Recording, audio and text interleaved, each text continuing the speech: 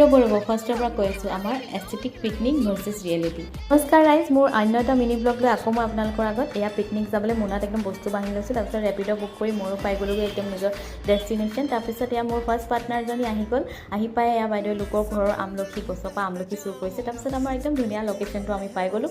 আৰু দুজনী একেবাৰে লেজি, তাহাঁতি দুজনী আহি পালে। বজাৰ কৰি সিহঁতৰ শেষেই হোৱা নাই।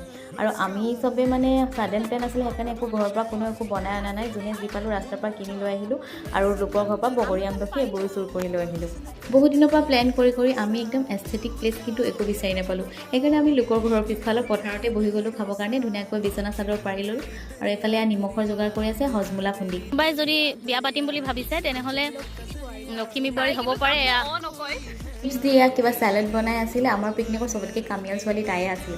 তাৰপিছত চব বস্তু ৰেডি কৰি আমি ধুনীয়াকৈ খাবলৈ বহি গ'লোঁ। কিন্তু আমাৰ মাজৰ এগৰাকী আছে যোনে ধুনীয়াকৈ পাস্তা একদম ঘৰৰ পৰা বনাই আনিছে। আমাৰ ফেচকেইটা চাই যদি আপোনালোক কোনোবাই কেটচ কৰিব পাৰিছে কোন হ'ব পাৰে এজনী, তেনেহ'লে কমেণ্ট কৰি নিশ্চয় জনাব।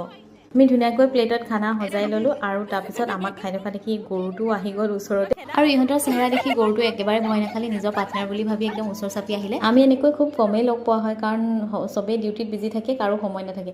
তাৰপিছত এয়া আমি অলপ ফটো আমি কৰি ঘৰলৈ যাবলৈ ওলালোঁ। বহুত দিনৰ প্লেনিঙৰ পিছত ফাইনেলি আমি ধুনীয়াকৈ ফূৰ্তি কৰি আহিলোঁ, ভাল লাগিলে। তেনেহ'লে পুনৰ এটা ভিডিঅ'ত আপোনালোকক আকৌ লগ পাম। আজিলৈ আহিছোঁ।